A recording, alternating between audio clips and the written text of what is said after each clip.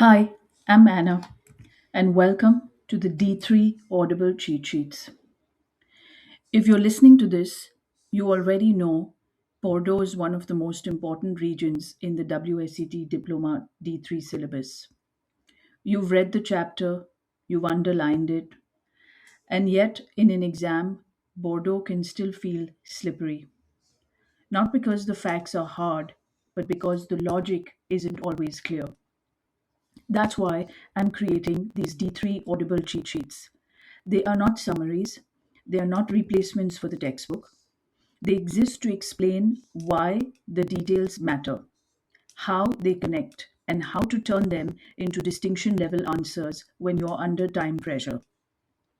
This series is for D3 students who want to understand regions well enough to explain them, not just recall them. And Bordeaux comes first because Bordeaux teaches you how to think. Bordeaux is located in southwest France, close to the Atlantic Ocean, divided by the rivers Garonne and Dordogne, which meet to form the Gironde estuary. These rivers do more than define geography, they divide style. Historically, much of the Medoc Peninsula north of Bordeaux city was marshland. In the 17th and 18th century, Dutch engineers drained this land, making viticulture possible.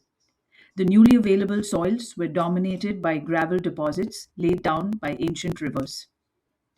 This single historical intervention explains why the left bank became synonymous with Cabernet Sauvignon. At the same time, Bordeaux had already developed as an outward facing trading port.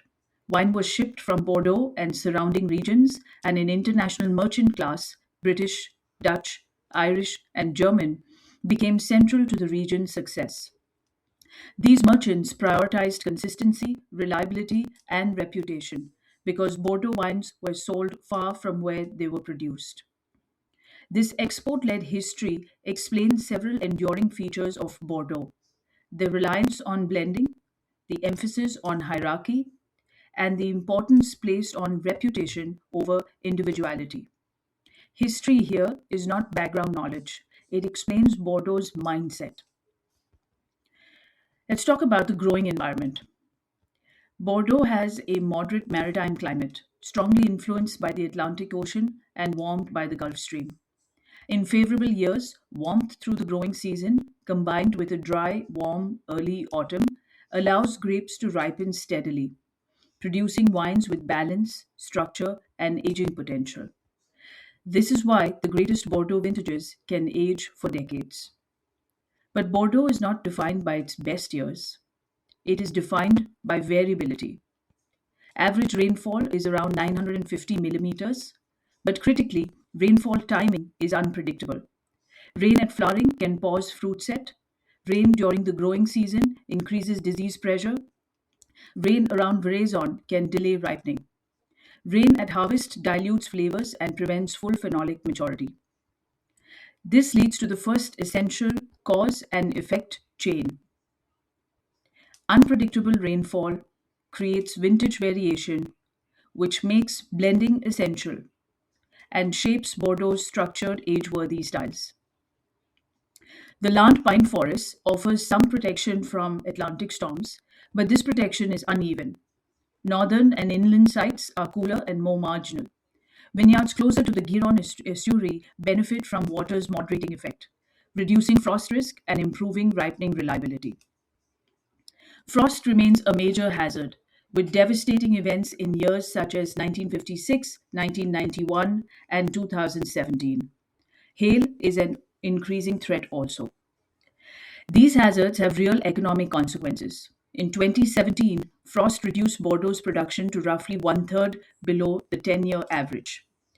Such swings in volume directly influences pricing, blending decisions, and financial resilience. Soil is the second pillar of Bordeaux's identity. On the left bank, particularly in the Medoc and Grave, the best vineyards sit on gravel mounds known as croup.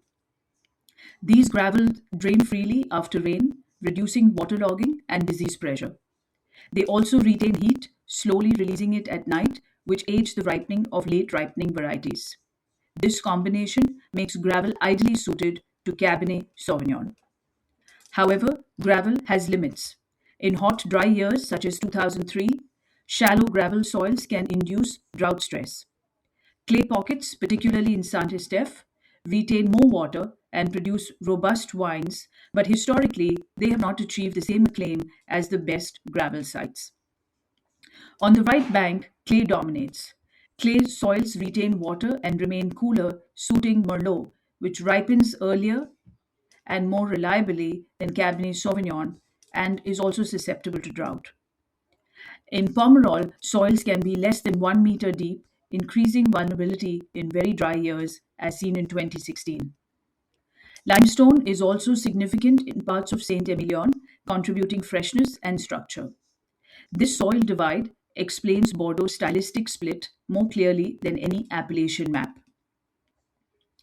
Now, moving to grape varieties. Nearly 90% of Bordeaux's vineyard area is planted with black grapes, and around 85% of AOC wine produced is red. Merlot buds early and ripens mid season, allowing it to be harvested before early autumn rain. It is vulnerable to spring frost, drought, coolio, and botrytis, making careful vineyard management and sorting essential. On clay soils, Merlot produces higher sugar accumulation, fuller body, and higher potential alcohol. In blends, Merlot contributes fruit richness, medium tannins, and alcohol. In a warming climate, its tendency towards high alcohol is increasingly challenging. Cabernet Sauvignon buds late, offering some frost protection, but ripens late and requires warm, well drained soils. It performs best on gravel, producing wines with high acidity, high tannins, and long aging potential. In cooler or wetter years, it struggles to ripen fully, leading to unripe tannins. This is why Cabernet Sauvignon is almost never bottled alone in Bordeaux.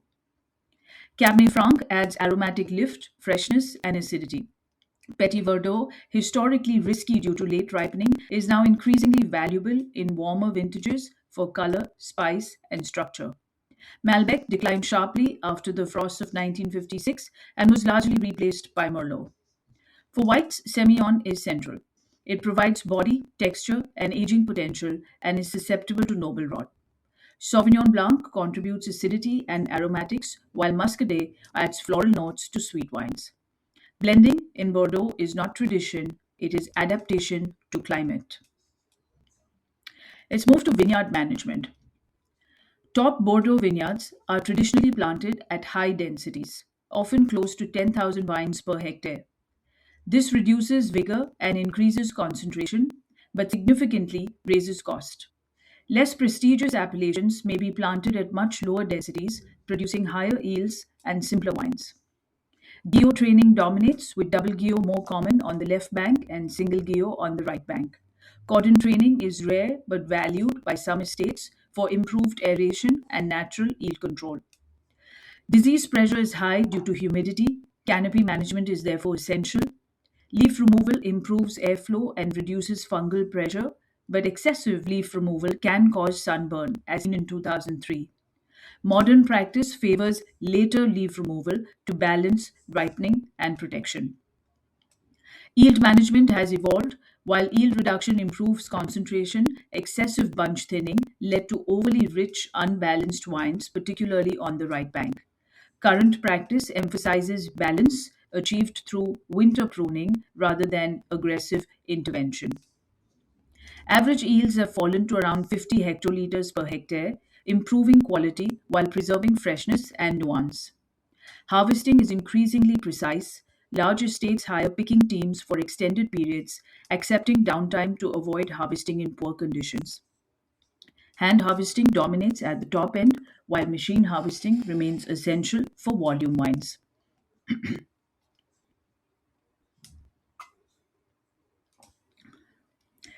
Now, moving to winemaking. Winemaking in Bordeaux is not about innovation, it's about managing variation. Sorting intensity increases with wine price. Basic wines may receive little sorting, while top estates employ multiple sorting stages, including optical sorting to remove unripe or damaged fruit. Parcel by parcel vinification is increasingly common, allowing extraction and maturation to be tailored to each lot. This improves blending options but raises cost.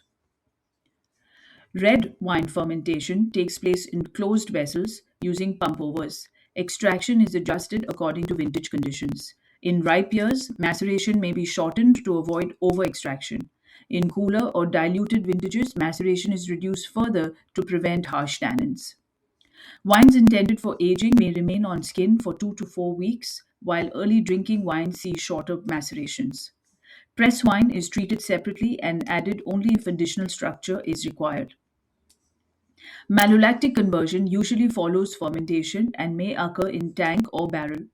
Wines are matured in French oak barriques, typically for 18 to 24 months. The proportion of new oak has decreased, favoring integration over dominance. Blending is central and often carried out early to prepare wines for on-premise tastings.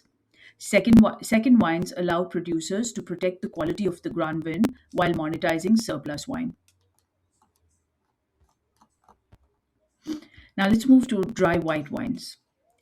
Dry white Bordeaux is harvested earlier to preserve acidity, particularly for Sauvignon Blanc. Gentle pressing minimizes phenolic extraction. Fermentation may occur in stainless steel to preserve aromatics or in oak for greater texture. Lees aging is common, especially for Semillon dominant wines, enhancing mouthfeel and aging potential. Oak influence is restrained to avoid masking freshness. Sweet wine production in Sauternes and Bersac is among the most risky and expensive in the world. Noble rot requires morning mist from the Ciron and Garonne, followed by warm, dry afternoons. These conditions do not occur every year.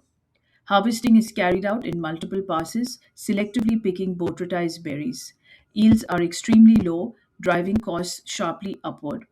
Fermentation is slow due to high sugar levels and often stops naturally, leaving high residual sugar and moderate alcohol. Wines are aged in oak, often with a high proportion of new barrels, and are capable of very long aging. Despite their prestige, sweet wines face declining global demand, a theme that will resurface in the business discussion. So, why does this matter for the exam? Bordeaux is not defined by a grape or an appellation. It is defined by how a region learned to manage climatic and economic risk through blending, vineyard discipline, and restrained winemaking. If you understand this episode, you can explain why Bordeaux blends, why styles differ between banks, why vintage variation matters, and why structure and longevity define quality. In the next episode, we'll explore how this logic extends into appellations, classification systems, and the global wine market, and why Bordeaux costs what it costs. For now, remember this: Bordeaux doesn't reward memorization, it rewards understanding. I do hope this helps with your prep, and I'll see you at the next episode.